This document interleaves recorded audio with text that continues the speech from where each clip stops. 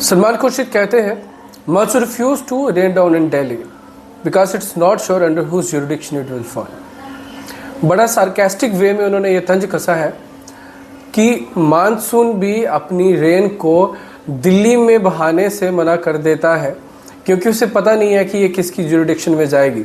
पूरे देश की बात करेंगे, पूरे देश में गवर्नर हैं, पूरे देश में कई इलाकों में एलजी भी हैं, लेकिन जो विवाद केजरीवाल और वहाँ के एलजी में देखने को मिलता है, जो टसल दिल्ली के सीएम और दिल्ली के एलजी में देखने को मिलती है, पूरे देश में देखने को नहीं मिलती।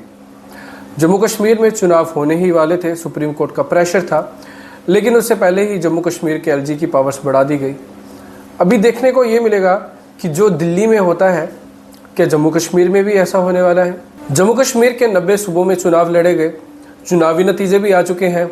एनसी लीड पर रही, एनसी की 42 सीटें थी और इसमें से 5 बता दूं कि आज़ाद उम्मीदवारों ने समर्थन किया, एक आम आदमी पार्टी ने समर्थन किया, एक कम्युनिस्ट पार्टी ने समर्थन किया और 6 कांग्रेस के एमएलए जो एनसी के समर्थन में उतरे। कुल मिला के एनसी गठबंधन के पास 55 सीट्स हैं। वहीं ऑपोजिशन में जो पार्टी रहने वाली है भारतीय जनता पार्टी, इनके पास कुल मिला के 29 सीटें हैं, जिसके बाद 3 सीटें पीडीपी की हैं जो भी ऑपोजिशन में आने वाली है और साथ में पीपल कॉन्फ्रेंस है वो भी ऑपोजिशन में रहेगी। बुधवार को यानी कि कल ठीक 11:30 बजे उमर अब्दुल्ला जम्मू कश्मीर के सीएम के तौर पर शपथ ग्रहण करने वाले हैं। अभी ये सवाल उठता है कि who will be the real boss और we can say who will be the big boss, कौन ज़्यादा पावरफुल होने वाला है। आइए डिस्कस करते हैं हम एलजी पावर्स की। उससे पहले हम बात करेंगे कि 5 एमएलए जो एलजी के द्वारा ही चुने जाने वाले हैं। एलजी किसका है? भारतीय जनता पार्टी का। चुने किसके जाएंगे? संभावना है और ये श्योरिटी भी है कि भारतीय जनता पार्टी के ही चुने जाएंगे। और जो चुने जाएंगे वो किसके पक्ष में समर्थन करेंगे, ये सवाल जिसको नहीं भी पता होगा ना, उससे भी हम डिस्कस करेंगे तो वो साफ साफ बता सकेगा कि जो एलजी के रहमो करम में 5 एमएलए विदाउट इलेक्शन चुने जाने वाले हैं वो किसका समर्थन करने वाले हैं।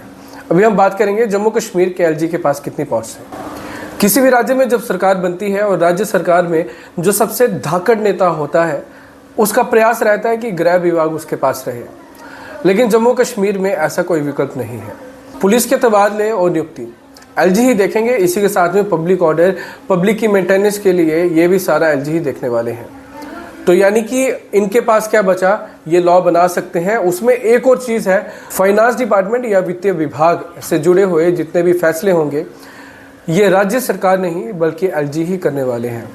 कोई भी अमेंडमेंट हो, कोई भी संशोधन हो, वो इस बिल पे बात नहीं कर सकते हैं। ये फुली पावर एलजी को दे दी गई है।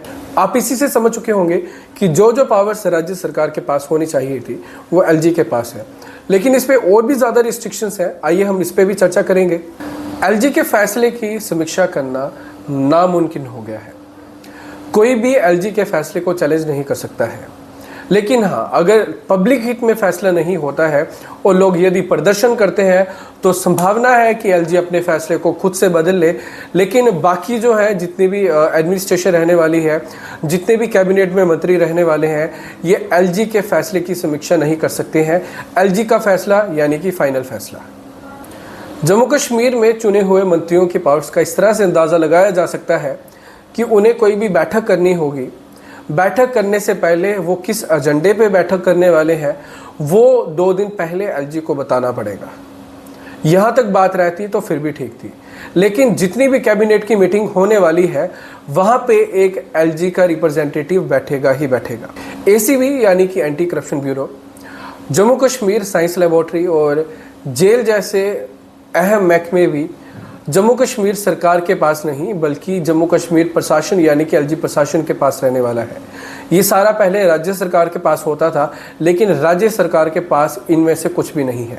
जिस दिन उमर अब्दुल्ला को सीएम बनाने का फैसला किया गया उसी दिन उन्होंने बोल दिया था कि जितनी भी पुलिस होगी या एडमिनिस्ट्रेशन होगी या ब्यूरोक्रेट्स होंगे, they are accountable to public representatives, यानी कि जितने भी एमएलए होंगे they are accountable to them. But the thing is that इनके तबादले होंगे या नियुक्ति ये इनके हाथ में नहीं होने वाली है। एलजी ही इनको चुनेंगे, एलजी ही इन्हें ट्रांसफ़र करेंगे। जो भी रहेगा वो एलजी प्रशासन के पास ही रहने वाला है। अभी बात रही जुडिशरी की, चाहे हम लॉ ऑफिसर्स की बात करेंगे, चाहे हम एडवोकेट जनरल की बात करेंगे, ये राज्य सरकार को चुनने का अधिकार नहीं है। इसकी नियुक्ति भी एलजी के द्वारा ही की जाएगी। यानी कि सारी की सारी powers, including bureaucrats, including police वाले, इंक्लूडिंग जुडिशरी से जुड़े हुए हम बात करें तो एडवोकेट जनरल हो जाएं या इन सभी की नियुक्ति होने वाली है एलजी के द्वारा। तो स्टेट के पास कितनी पावर्स हैं आपने इससे आइडिया लगा ही लिया होगा। यानी कि ऑलमोस्ट जो पावर्स जो एक स्टेट गवर्नमेंट इंजॉय करती थी वो इस समय जम्मू कश्मीर में स्टेट गवर्नमेंट नहीं बल्कि एलजी इंजॉय करने वाले हैं। अभी सवाल ये उठता है कि जम्मू कश्मीर में रूल कौन करेगा, जम्मू कश्मीर की सरकार या सेंटर। बता दें कि जम्मू कश्मीर की मेन पावर्स एलजी के पास रहने वाली है। एलजी किसके द्वारा अपॉइंट किया जाता है, राष्ट्रपति के द्वारा, और राष्ट्रपति सेंटर के कंट्रोल में है। तो यानी कि डायरेक्टली इनडायरेक्टली सेंटर ही फाइनली जाके रूल करने वाला है। तो who is boss, LG boss है क्या, सीएम बॉस है? नहीं, सेंटर बॉस है और सेंटर ही जम्मू कश्मीर में रूल करने वाला है। हम दिल्ली की एग्जाम्पल की ही बात करेंगे तो एलजी वर्सेस केजरीवाल की हमेशा टसल रहती है। दोनों एक दूसरे पे आरोप लगाते हैं कि मुझे एलजी काम नहीं करने दे रहे और एलजी बोलते हैं कि केजरीवाल हमारे काम में टांग अड़ा रहे हैं। दोनों में हमेशा टसल रहती है। और बता दूं कि वहाँ पे एलजी ज़्यादा पावरफुल है और वही जम्मू कश्मीर में होने वाला है। तो अभी देखने को ये मिलेगा कि क्या उनमें और हमारे सीएम में टसल होगी या नहीं होगी। अभी हम स्टेट रूट की बात करेंगे तो उमर अब्दुल्ला ने शुरुआत में ही कहा कि पहली जो उनकी कैबिनेट की बैठक होने वाली है वो स्टेटहुड को लेकर रेजोल्यूशन पास करने वाले हैं। वहीं प्रधानमंत्री मोदी जब जम्मू कश्मीर में आए थे तो उन्होंने अपने दौरे में कहा था कि जम्मू कश्मीर को यदि कोई राज्य का दर्जा दे सकता है तो हम ही देंगे। यानी कि सेंटर भी जम्मू कश्मीर को राज्य का दर्जा देने के समर्थन में है। वही हम बात करेंगे एनसी की, तो एनसी भी चाहती है कि जम्मू कश्मीर को राज्य का दर्जा मिले। इवन जम्मू कश्मीर का हर एक वासी चाहता है कि जम्मू कश्मीर को राज्य का दर्जा मिले। जब जम्मू कश्मीर को राज्य का दर्जा मिल जाएगा तो जम्मू कश्मीर में एलजी के बजाय गवर्नर होने वाला है।